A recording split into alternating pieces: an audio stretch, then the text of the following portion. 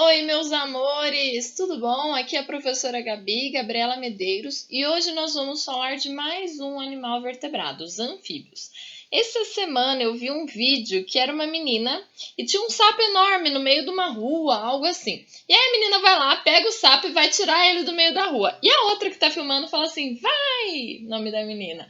Salva os répteis! E aí eu falei: meu Deus do céu! E a partir de hoje, se vocês forem gravar um vídeo desse, vocês vão saber que não era para ela ter gritado salve os répteis, porque os sapos, as rãs, as pererecas são anfíbios. Então salvem os anfíbios, porque além de tudo, eles são maravilhosos. Eles predam, por exemplo, eles comem moscas, insetos, pernilongos que nos atrapalham dormir. Então, os sapos são maravilhosos. Vamos lá?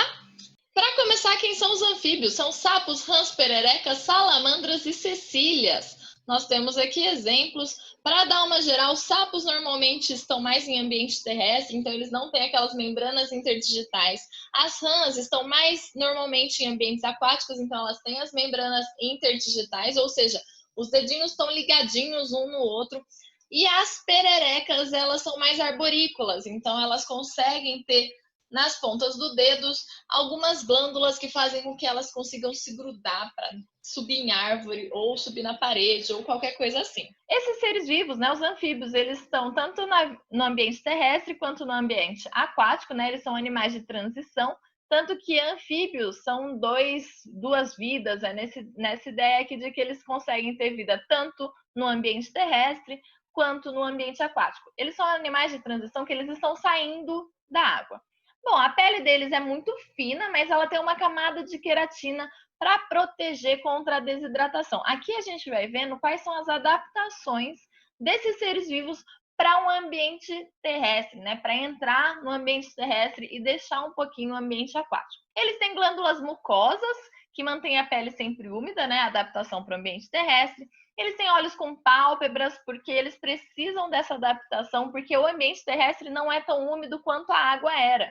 E aí o olho dele ficaria muito ressecado se ele não tivesse essas pálpebras.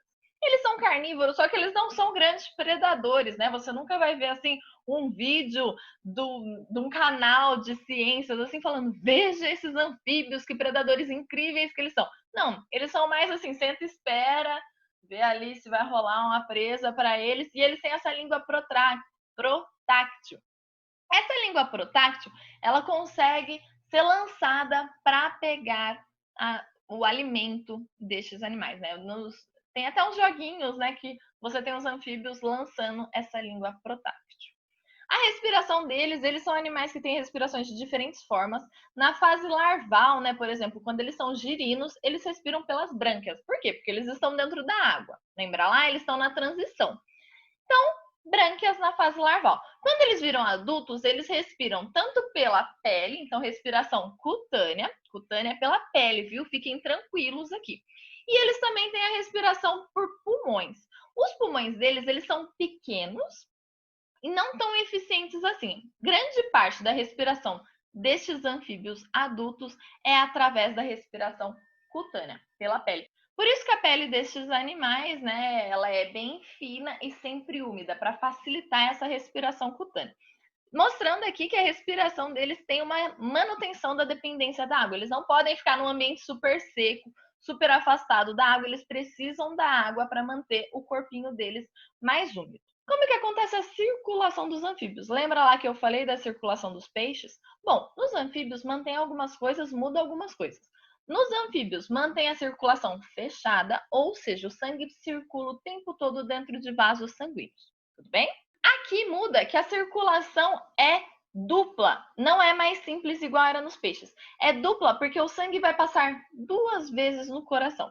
E ela é incompleta porque tem a mistura do sangue oxigenado, rico em oxigênio, e do sangue não oxigenado, rico em CO2. Ele é menos eficiente do que as circulações que são completas dos próximos seres vivos que a gente vai vendo. O coração possui 3 cavidades, 2 átrios e um ventrículo. De novo aqui, é diferente dos peixes, porque lembra lá que os peixes eram um átrio e um ventrículo?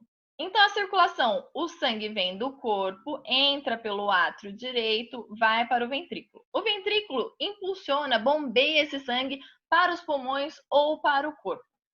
Nos pulmões tem a oxigenação desse sangue, né? Então, o oxigênio no sangue entra aqui no coração. De novo, olha lá, ó, circulação dupla. Pelo átrio esquerdo. E esse sangue oxigenado vai para o ventrículo, que é bombeado novamente, que pode ir para o corpo. A excreta deles é através da ureia, né, na fase adulta. Anotem essas diferenças de excreta, circulação dos diferentes seres vivos vertebrados. E além disso, lembra lá que eu falei que os olhos deles têm as pálpebras para adaptação ao ambiente terrestre? Também podem ter glândulas lacrimais. Essas glândulas lacrimais são adaptações para eles se manterem no ambiente terrestre e não ter um grande ressecamento dos olhinhos dele. Olha aqui que gracinha! Reprodução dos anfíbios. Os anfíbios eles são dioicos, ou seja, tem dois sexos. Tem lá um sapo macho e um sapo fêmea. Tem lá um rã macho, rã fêmea, assim por diante. Sexos separados. Cada um tem o seu sexo. Fecundação é externa, fora do corpo. E eles têm um ritual ali de corte, né? Os machos, eles coacham. Os machos, às vezes, em algumas espécies, fazem algumas dancinhas para atrair a fêmea e tudo mais.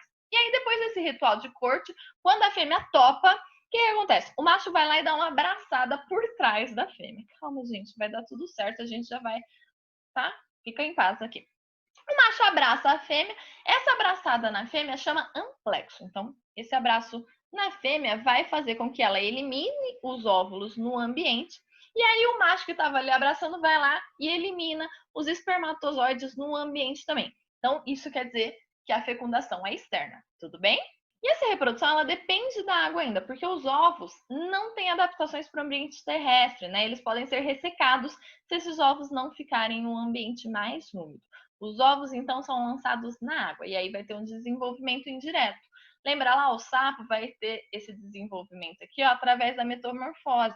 Ele vai ter o girino aqui, aí vai perdendo a cauda, tudo mais, desenvolvimento das perninhas, e aí ele vira um sapo adulto. Então, ele tem esse desenvolvimento indireto, que é estimulado por um hormônio que chama tiroxina. Aqui eu trouxe isso aqui só a título de curiosidade, né? A bioluminescência é um negócio que a galera gosta muito, que é um animal ter luz ou uma planta ter luz própria e ela conseguir se iluminar. Às vezes são tonalidades assim que são iluminadas com a luz ultravioleta e assim por diante. Aí chega lá aqui na Amazônia, né, que não respeita nada, que só tem de biodiversidade explodindo por todos os lados, um monte de animais diferentes lá dentro que precisa muito ser preservada para a gente ter a chance de ver todos esses animais, toda essa biodiversidade, toda essa coisa maravilhosa que acontece lá. Eles conseguiram achar esse sapinho aqui de 3 centímetros, muito piquitico, e ele tem bioluminescência. Aqui eles acreditam que essa bioluminescência vai trazer alguma vantagem evolutiva para esses animais terem essa bioluminescência. Porque imagina você ser um bicho que você ilumina. Você, né? Você é uma presa muito fácil. Deve ter alguma característica ali, alguma vantagem evolutiva para esses animais. Mas eu trouxe aqui essa curiosidade fofa. Os diferentes grupos dos anfíbios, nós temos as anuras, que são sapos, rãs e pererecas. Anuras são animais sem cauda, olha lá. Eles perdem a cauda, né, no desenvolvimento. E uma característica bem interessante aqui é que alguns sapos podem ter a glândula paratoide. Alguns, tá? Não são todos. O que é essa glândula paratoide? É uma glândula de veneno que fica aqui atrás do sapo e se você apertar essa glândula, você vai ter a liberação de um veneno. Mas calma, gente, isso não quer dizer que você não pode ir lá no sapo, que o sapo vai te envenenar, vai te deixar cego, você vai ter cobreiro, não sei o quê. Não, o sapo é todo fofinho, bonitinho, ele é da paz, tá? Ele só tem essa glândula paratoide para se proteger. Ele não é assim um grande predador, uma criatura que consegue se livrar fácil, né? Ele é muito predado, coitado. Ele precisa de um jeitinho para se defender. Então, imagina que uma cobra vai comer esse sapo. Quando ela abocanha o sapo, esse sapo libera essa glândula paratoide ali, né? Esse veneno da glândula paratoide. E ele pode se livrar, né, desse predador. Então, é uma característica evolutiva que ajuda ele a se proteger contra predadores. Aqui uma observação é que ele tem veneno, não quer dizer que ele é peçonhento. Quem é peçonhento é que consegue injetar o veneno dentro do corpo do outro animal. Tipo, cobra que vai te picar com os dentes, injetar o veneno dentro de você, isso é ser peçonhento. Ele não vai fazer isso, ele não vai te morder, vem cá que eu vou te matar. Não, ele é da paz, tá? Tem essa glândula paratoide para se defender. Temos também os grupos da urodela e caudata. Urodela, diferente do anuro, é a galera que tem cauda, tá? Então eles têm pernas e caudas. Exemplo, salamandras e tritões. Aqui. E nós temos o grupo da Gimnopleona, que são os grupos das cecílias e das cobras cegas. Esses anfíbios aqui, eles têm um corpo alongado e não têm pernas. Tá vendo aqui que eles não têm pernas? Essa é a característica deles. Prestem atenção aqui que cobras cegas não são répteis, cobras cegas são anfíbios. Cuidado. Bom, coisas muito importantes que a gente tem que gravar no nosso coração, né? Colocar várias estrelinhas aí no caderno de vocês. Essas adaptações dos anfíbios na vida fora da água. Eles são esses animais de transição, como eu falei para vocês. Eles estão saindo da água, entrando no ambiente terrestre. O que acontece para eles conseguirem entrar no ambiente terrestre, mas que ao mesmo tempo segura eles no ambiente aquático? Bom, no ambiente terrestre, adaptações dele é que eles têm pulmões. Pulmões é uma adaptação para o ambiente terrestre. Eles excretam ureia, que é menos tóxico do que a excreta dos peixes. Isso economiza água no corpinho deles. Economiza água, porque no ambiente terrestre, às vezes, não é tão open bar assim de água. Eles têm esqueleto e músculos mais fortes, né, para conseguirem se sustentar fora da água. A sustentação fora da água é mais difícil, então eles têm que ter um pouco mais de força. E eles têm os pares de pernas, né? As pernas, duas na frente e duas atrás.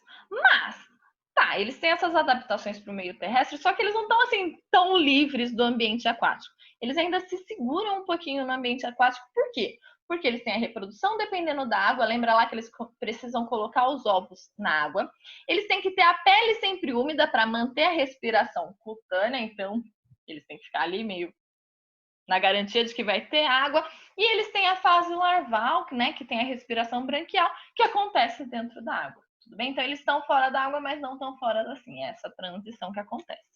Aqui uma pequena observação sobre a evolução dos anfíbios, né? E a evidência evolutiva é que eles surgiram a partir de peixes que tinham as nadadeiras um pouco mais fortes, mais musculosas, para conseguir sustentar o seu corpo fora da água e até pular, né? Os sapos conseguem inclusive pular por causa dessa musculatura mais forte, mais eficiente.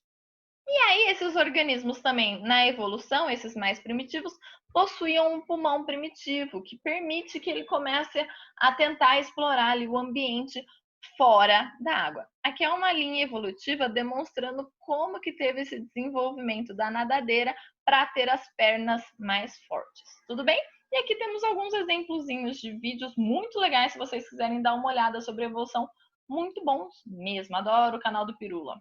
Bom, amores, era isso que eu queria falar para vocês sobre os anfíbios. Nunca mais fala que um anfíbio é um réptil. Não falem isso, tá bom? Combinado? Um grande beijo, se cuidem e até mais.